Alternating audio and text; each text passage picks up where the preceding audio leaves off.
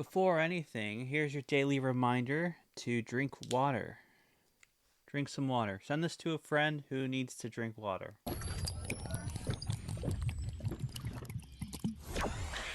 Okay, this video has to be made. It has to. I can't make my next record review without concluding this saga. For those that don't know, last year, 2024, a game came out called Suicide Squad Kill the Justice League, and I had so much faith in it. I had so much faith to it that at the end of 2023, leading up to the launch of the game, I made so many videos hyping this game on so much, and I wanted to like it so bad. I really did. And the way I talked about it, I totally understand the shill comments I got. I made a whole video about corporate shills, kind of, except it was me just bitching about being called a shill when I really wasn't. I can see it now. Looking back, it's pretty embarrassing. Not gonna lie. And what the game turned out to end up like at the end of this year, the story concluded. The beginning of this year, sorry. The story concluded. I think I can say my final thoughts on the game, and I'm going to be repeating myself from previous videos, so if I do that, I apologize. The first thing I want to do is apologize. If you bought this game because of me, I'm so sorry. If you bought this game because you saw my videos for some reason, and you were like, I'm going to buy the game, it sounds like it's going to be fantastic. I'm so sorry. I really am. I'm so sorry. I want to get into everything. I want to talk about my thoughts on the voice acting, the story, why I don't like it, the gameplay, all this stuff. Let's talk about it. Let's start with the obvious mistakes that were made by WB Games and Rocksteady. Live service is the first thing. It's the number one thing people saw and were like, nope. It was an instant turnoff. And I understand completely. Because if that game shuts down, then that's it. You cannot play it again. Luckily, they did add an offline mode after Season 4, which I think is way far too late. They should have done that day one, had an offline mode, but whatever. So it is playable offline. I did jump into it semi-recently just to see what it was like. I sucked at the game because I haven't played it in so long, so I didn't record any footage. Yeah, it runs. It still runs. You can still play through the story and the seasonal stuff, and if you want to hop on with a friend, it now is peer-to-peer, so there's that as well as a silver lining, I guess. The shop is still, it just has all the stuff that was in the shop when they stopped supporting the game. So the live service stuff obviously was the first big no-no. Second big no-no is Arkhamverse. They just shouldn't have done it. They shouldn't have done it. They wouldn't have had to do the side story explaining why Deadshot is who he is now. Like, they didn't have to do the whole fake Deadshot origin thing, which was weird. They didn't have to make Poison Ivy a child, and I don't know where that was, what was up with that. But they wouldn't have had to jump through all these hoops if they separated it from the Arkham Batman games, but they decided not to. So much would have been avoided. Batman's death still would have rubbed some people the wrong way, but it wouldn't have been as impactful because you don't know what this Batman has done that the Arkham Batman has not. We've followed Arkham Batman from Asylum or Origins, if you want to do chronological order, to Arkham Knight. You know what this man is capable of. The Arkhamverse, it just should have been its own universe. It really, really should have. It really should have. And the last one, and the biggest one of all, really, because people think it's live service. People think it's the Arkhamverse stuff. The real reason it flopped so badly is really because of the expectations that WB had for this title. Look, I love the Suicide Squad, and I'll get into that again later. But respectfully, most of the DC fandom aren't very fond of the Suicide Squad, or just don't care about the Suicide Squad. So it's just kind of bizarre to me why WB Games expected a Suicide Squad live service game to live up to the sales of a much anticipated single player Harry Potter game That is a wild bar to cross. That game was so successful. So successful. And they expected it for Suicide Squad to do that numbers. If you wanted to get those kind of numbers, you would have at least had better luck with Justice League. I mean, people have been wanting a Justice League game. That's something people have wanted for a long time. So why didn't you give the people that? I'm just saying, I don't understand what the thought process was. Alright, so one thing I'm going to stick by that I said from the beginning is that the game's fun. It is fun. Once you get to learn the controls and stuff, it's a fun time. Like I said, I haven't touched the game in months, pretty much, last time I played. So I was kind of ass. But once you actually get the groove of everything, it's actually a pretty fun game. Especially if you have a character you really like and you've mastered, and you get all of the technicalities of the different bombs and elements and whatever. All of the aspects of that, there's so much customization and all that. It's really fun. The traversal's really fun for most of the characters. I'll say there's like one or two that I wasn't really caring about, but yeah. So let's get into another thing. One thing that bugged me was their choice of characters, if we can dive into that. So I think the first 4 that they chose were pretty solid. Aside from the whole Deadshot side story they had to come up with to explain why Deadshot looks different. I think Deadshot was a solid first pick. I think Harley Quinn was a great pick. Captain Boomerang, he's like, not everyone knows about him, so he was a good pick too. And then King Shark, also good pick because, you know, Harley Quinn is a standout for sure, and I know there was a lot of buzz with King Shark in the Suicide Squad movie, and we'll get into King Shark later. Now, for the seasonal ones, I think that's where they kind of flopped a bit. Joker from another universe that's younger. While he's very funny in season 1, I am like so many other Arkham fans where it's like, just let the Joker die. Why does he have to be in every game? Like, he wasn't even alive in Arkham Knight, and he ended up being the final boss. Like, what the hell? Also, then season 2 was it Victoria Freeze? It was Dr. Freeze, but it was a female. I just thought that was a interesting choice for a member.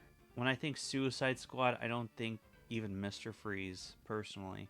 But this is also where I got kind of scared, where I was like, oh no, are they all gonna be from different universes? Oh no. Lawless being the next one, that one was interesting, I feel, because it was Deadshot's daughter, and then his seeing Deadshot and his daughter being both mixed up into this is an interesting idea on paper. I don't like the execution of her being a Gen Z streamer, though. I thought that was kind of cringe, if I'm being honest. It was really weird and cringy, and why would you stream yourself doing crimes? That's your thing? That's your thing? I guess it happens on Kick all the time, maybe. I don't know. Just why would you do that? I was so excited for Deathstroke because I thought he was so cool. Then he came out, and you find out he did a bunch of meditation stuff. And we'll get to the story side of what the problems I had with him, because there is some story problems with him. But I didn't like how he was pretty much just another Deadshot. He was what one of the fears I had was, like, you know, pretty much just reskins of another character.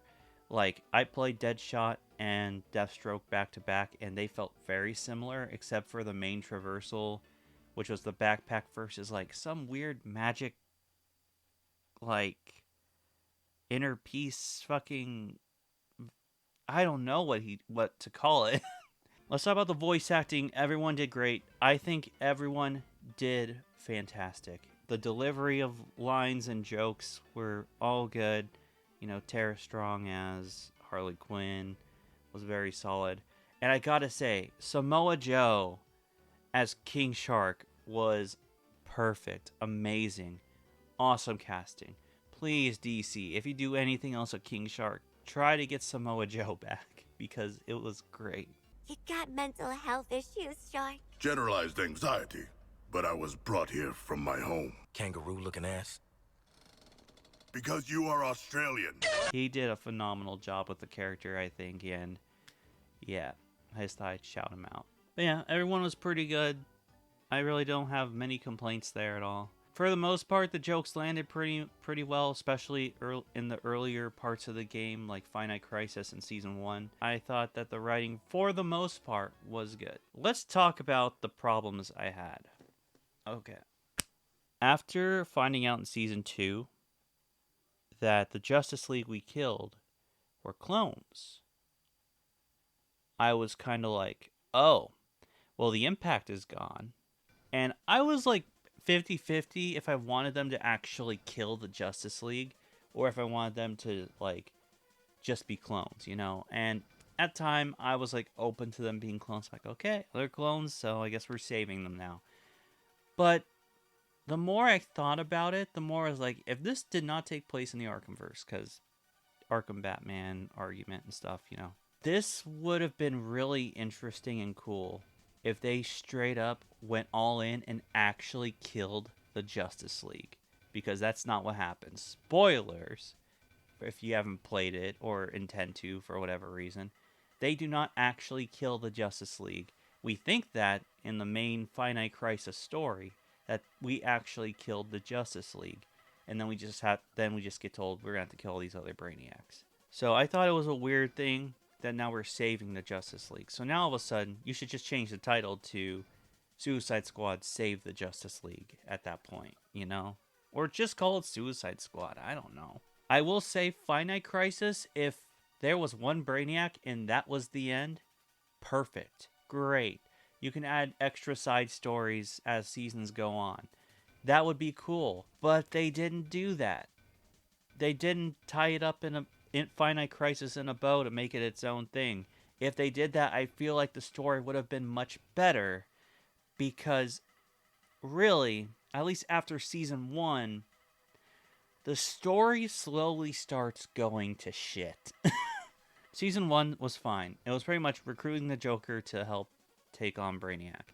And also mainly because Brainiac had him and he's dangerous. So they were like, okay, we need to get him out of there. And I thought that was fine. Put it in me. Season 2 is where it got interesting, because the Mrs. Freeze thing was weird to me, still.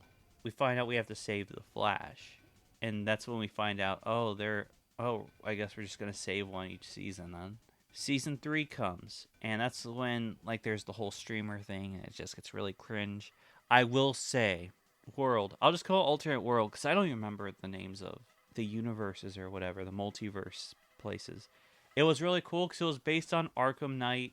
It was based on the Arkham series, and, you know, it felt like Gotham. It was really cool. And, like, even the music felt very throwbacky to the Arkham games, and the music in those games are so good, the Batman ones. God, the last season. Oh, such sloppy bullshit. Last season's plot, Season 4. Deathstroke joins the team. We find out Deathstroke has killed 3 Brainiacs all on his own. I think it was 3. It might have been 4. I don't remember. That leaves a question alone. Why does the Suicide Squad need to team up with him if he's just capable of doing it on his own? Why is there the Suicide Squad if Deathstroke's pulling all the weight and just killing all these Brainiacs? What's the point? Like, it didn't make sense to me. I was like, that's so dumb. Like, I get Deathstroke's badass, but still, like, really? That's where you're going with it? And then we get to the final battle, which I expected to be awesome. I actually thought they were going to have, like, a final, like, chapter or something, because there's 2 Brainiacs we still had to kill. We were killing 2 Brainiacs in one fight. And guess what? Green Lantern and the Flash were going to join us to save Superman and Batman and defeat Brainiac once and for all. And then it ends with a shitty slideshow of what happened next with the Suicide Squad and Justice League and stuff. Narrated by Harley Quinn. And we find out that the bombs were deactivated and they all lived happily ever after. In a slideshow presentation. Narrated by Harley Quinn. I have not been insulted by the ending of a video game as much as I was since Bayonetta 3, when they killed Bayonetta. Spoilers for that, sorry.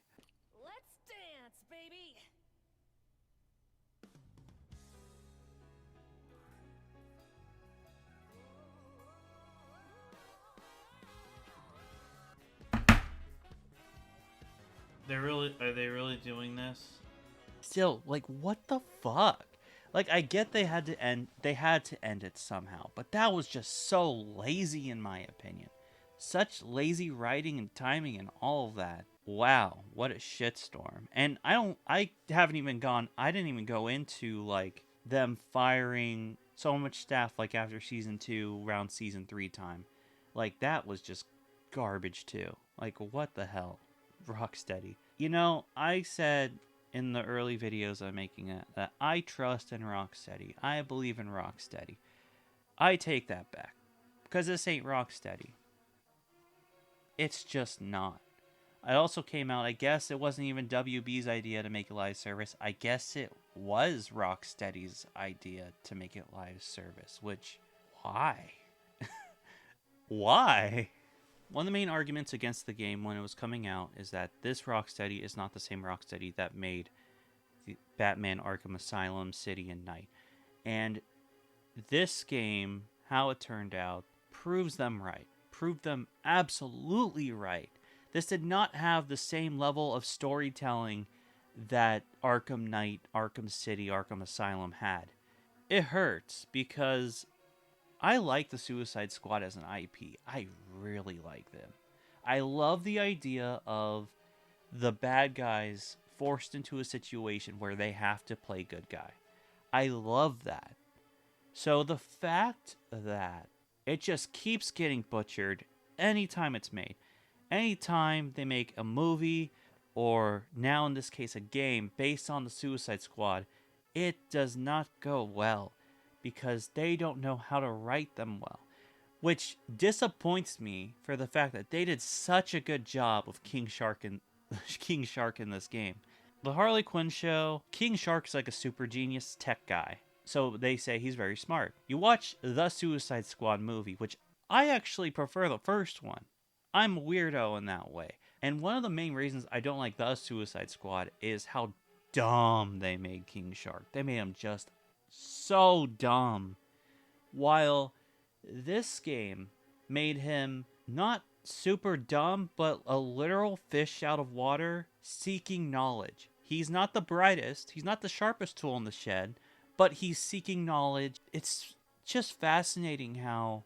Well, I guess the fascinating isn't the word. It's just sad how the one time they really write King Shark correctly outside of the comics, they just butchered the rest of the game so that performance that King Shark fans, the Nahue fans, were looking for, it's just no one's gonna go searching for that because it's buried in a game that has such a dog shit story. Would I recommend Suicide Squad Kill the Justice League after a year of waiting for the ending, after the game's all wrapped up?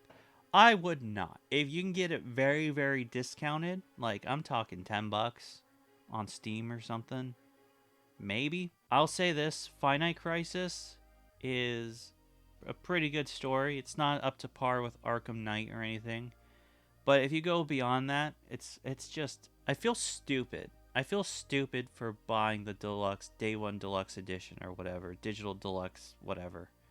I feel dumb, personally. If I knew it was going to end the way it did, if I knew the expectations were as high as they were, I probably wouldn't have bought the game. But, you know, it is what it is. Now, one thing I did leave out is I didn't talk about the music, and the reason is because I am going to be doing a record review of the soundtrack, because I got it on vinyl. It's mainly the soundtrack for Finite Crisis. It actually is just the Finite Crisis soundtrack, pretty much. So, yeah, I needed to make this video to get my thoughts out, and, you know, I feel like I owe it to the group of people who subscribe to me because of that content, to at least have some sort of closure with it. I needed this closure so badly. Next video is going to be the record review for it, so stay tuned for that. And yeah, what did you think of Suicide Squad Kill the Justice League? What do you think of the Suicide Squad IP? How do you think they could write one well? And what medium do you think would be best suited? Who was your favorite member of the Suicide Squad? Let me know anything Suicide Squad related. What'd you think? Because I don't know how many of you guys actually played the game, but if you enjoyed this video, be sure to subscribe, hit the notification bell when you do, And yeah, so long and good night.